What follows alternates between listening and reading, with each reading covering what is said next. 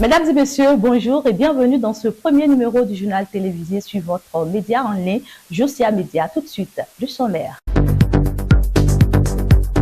Le chef de l'État s'est adressé au peuple béninois suite au coup d'État déjoué de ce 7 décembre 2025. Nous parlons toujours tentative de coup d'État avorté. Le ministre de l'Intérieur appelle également au calme quelques heures après l'échec. Parlant politique, l'UPR poursuit sa tournée. Le BR et les structures des pro-Romiade Wadayi intensifient leurs actions sur le terrain. Voilà pour le sommaire. Le développement, c'est dans un court instant.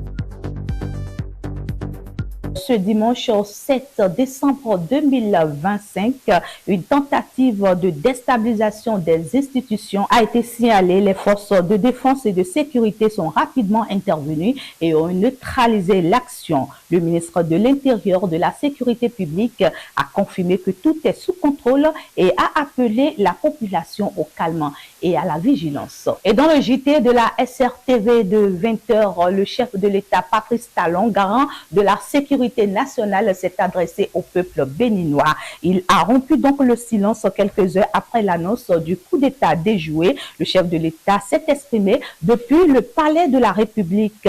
Il invite le peuple béninois à rester ferme. C'est un message ferme, solennel, destiné à rassurer la nation. Appel à l'unité, rappel de la vigilance, assurance que la situation est totalement sous contrôle, fermeté face aux actes présumés, louange aux forces de sécurité. C'était donc la consistance du message de stabilité pour les institutions à la population. Un message adressé par Patrice Talon à ces populations au soir de ce dimanche 7 décembre 2025.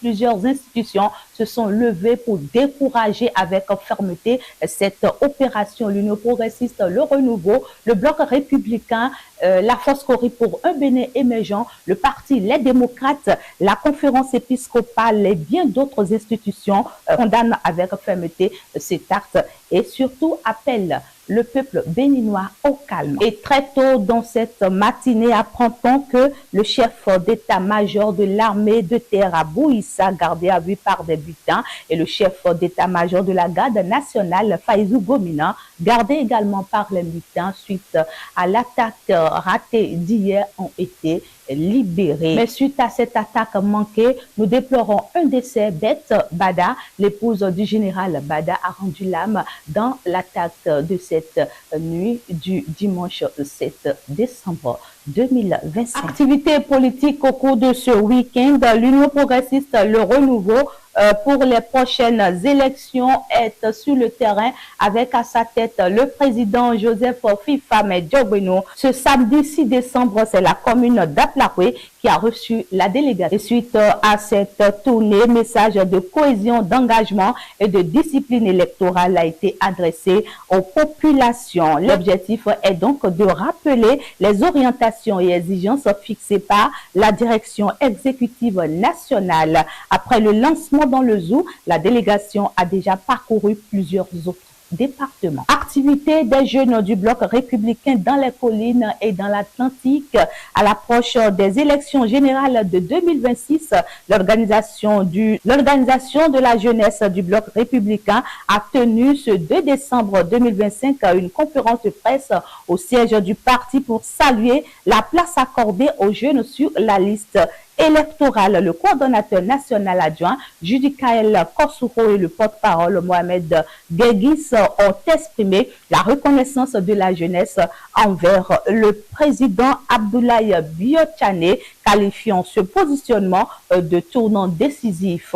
Plusieurs jeunes candidats ont également témoigné leur engagement. L'OJBR confirme ainsi la mobilisation de la jeunesse dans la dynamique du bloc républicain en vue du scrutin de 2026. Le fan club Romiade Wadayi installe sa coordination de l'Atlantique. Mesdames et messieurs, le mouvement fan club Romiade Wadayi a procédé ce samedi 6 décembre 2025 à l'installation des coordinations dans les 8 communes du département de l'Atlantique.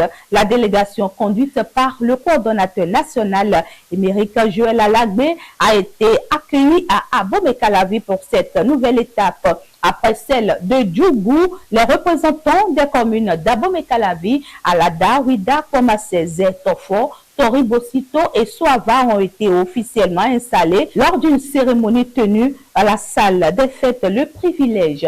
Le mouvement poursuit ainsi l'extension de ces structures à travers le pays. Et pour finir ce journal, appelé quand même, les cadres élus, opérateurs économiques et autres se sont réunis sous l'égide du secrétaire général de l'Union progressiste, le Renouveau Gérard Benossi. Tous, ils réaffirment leur soutien à Romiade Wadaï. C'est tout pour ce journal. Merci de nous avoir suivis. À la présentation, Rafiat Mamadou. À très vite pour un autre numéro sur Josia Média. À bientôt.